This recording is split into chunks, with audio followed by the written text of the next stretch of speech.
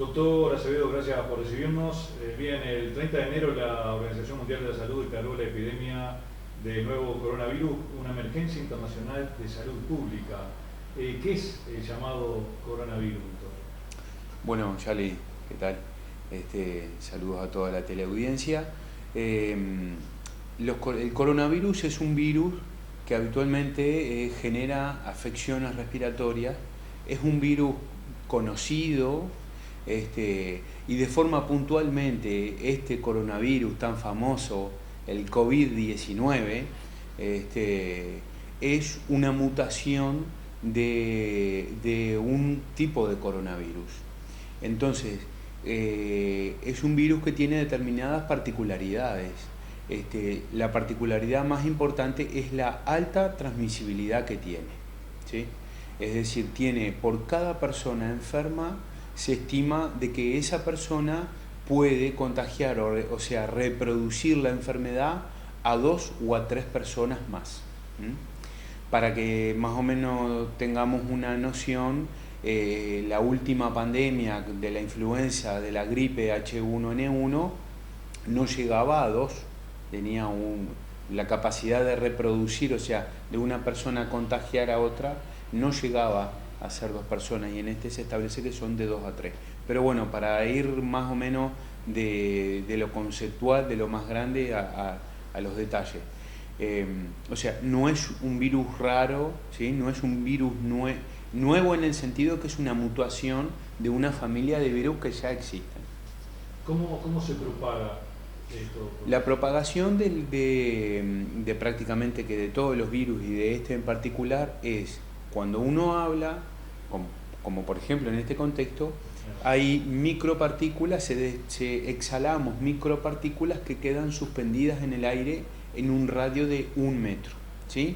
Después esas partículas decantan con el peso y se quedan sobre las superficies.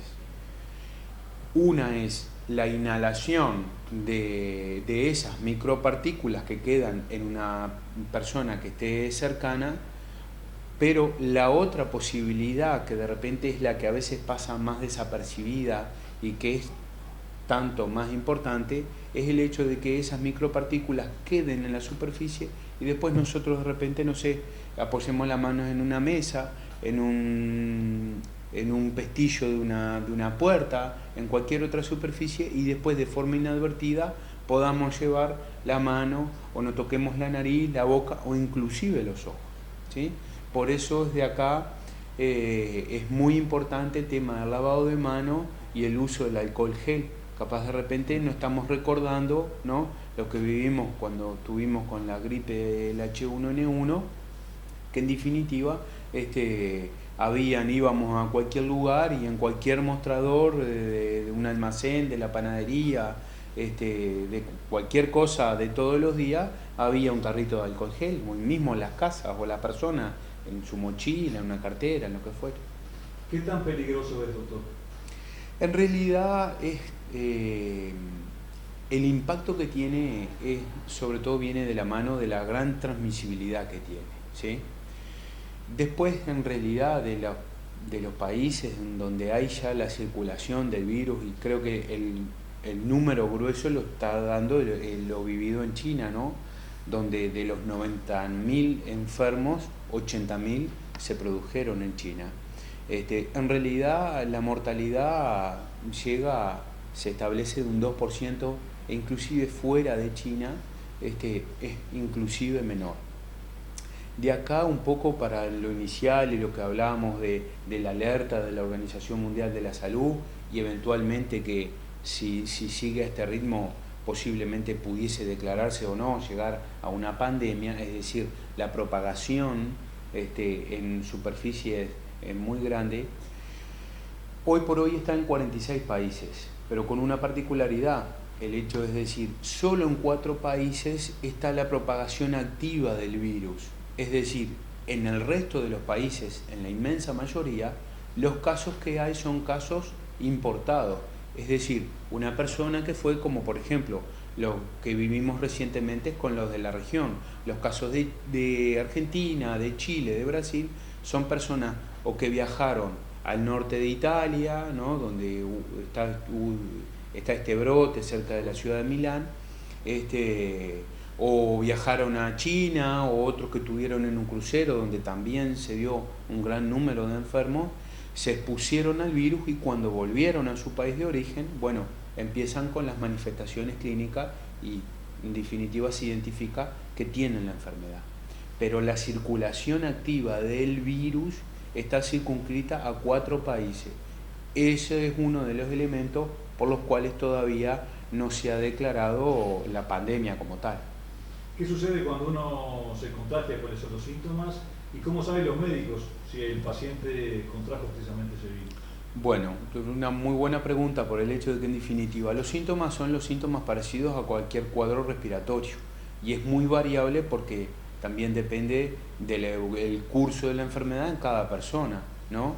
Pero habitualmente son, como son los cuadros respiratorios virales, tos, estornudo, moco, catarro, fiebre, dolor en el cuerpo, dolores articulares, dolores musculares, ¿sí? Ya ganas de estar acostado, de estar muy cansado, de no hacer ningún tipo de actividad. Bien, ¿y se está desarrollando alguna vacuna, alguna droga para precisamente combatirlo?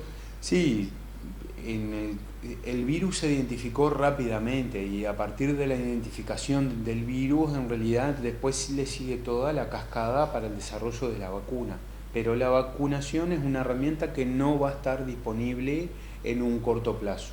Y nosotros tenemos que asumir que, si bien todavía tenemos temperaturas muy cálidas, en realidad las temperaturas la temporada de invierno va a empezar dentro de relativamente pocas semanas. Y eso es muy poco el tiempo para esperar una vacuna.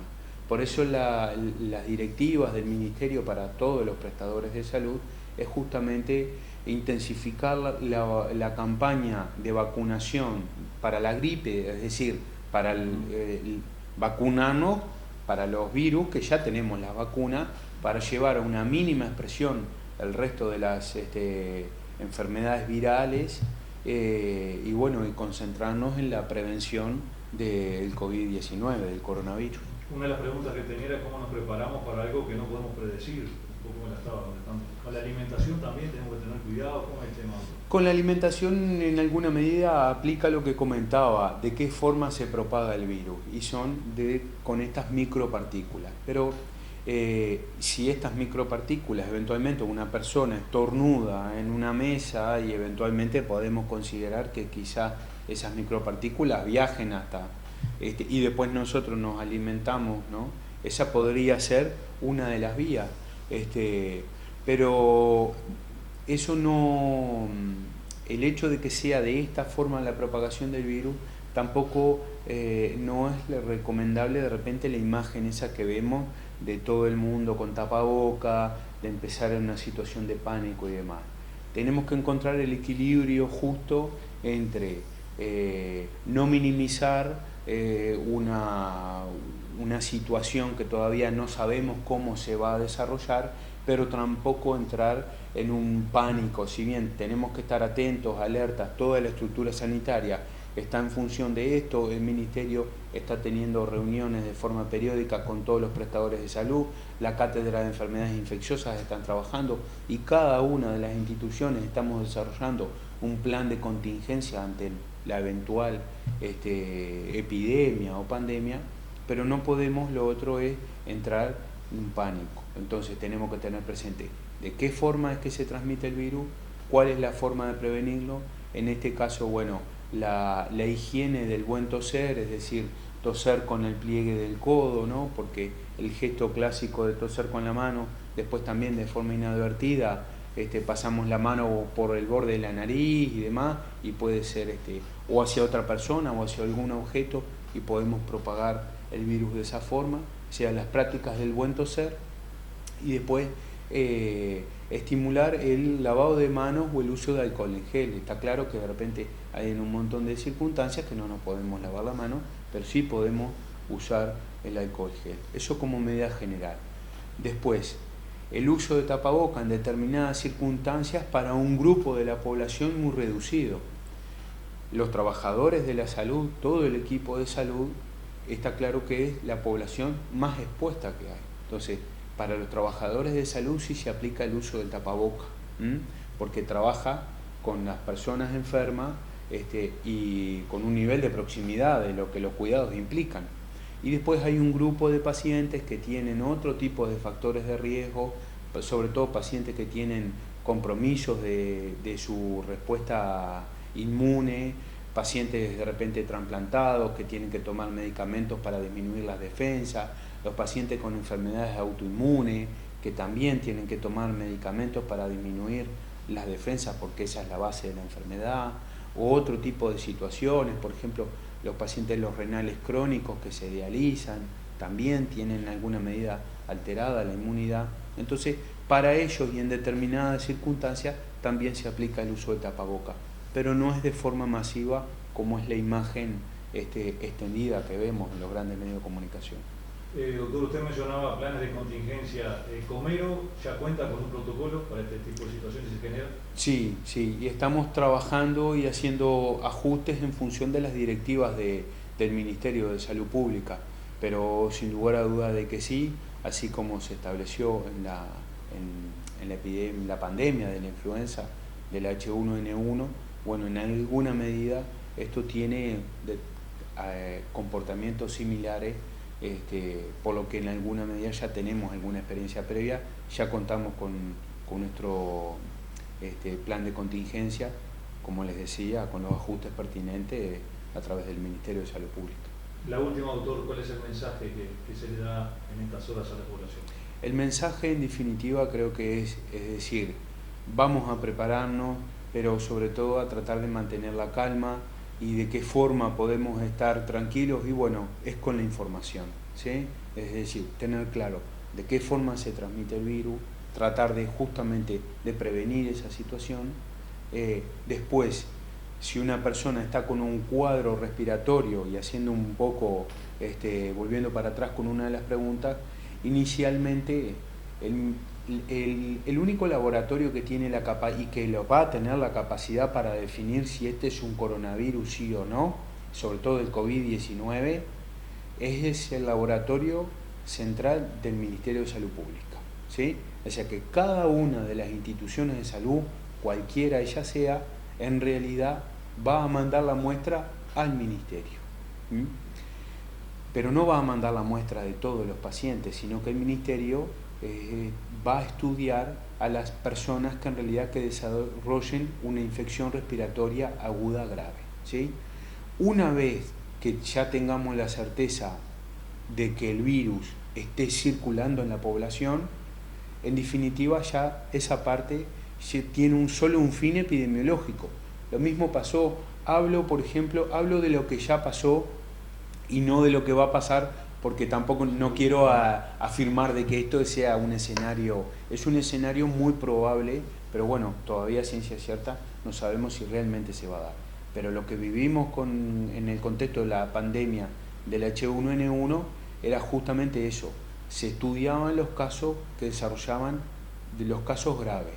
Una vez que en realidad ya se definió que el virus de la gripe estaba circulando en la población, cuando venía una persona con un estado clínico compatible con ello, asumíamos que era por eso, ¿sí? Y creo que lo mismo va a pasar ahora en el contexto de esta nueva epidemia. Muy bien, gracias, doctor. Por favor, a las órdenes.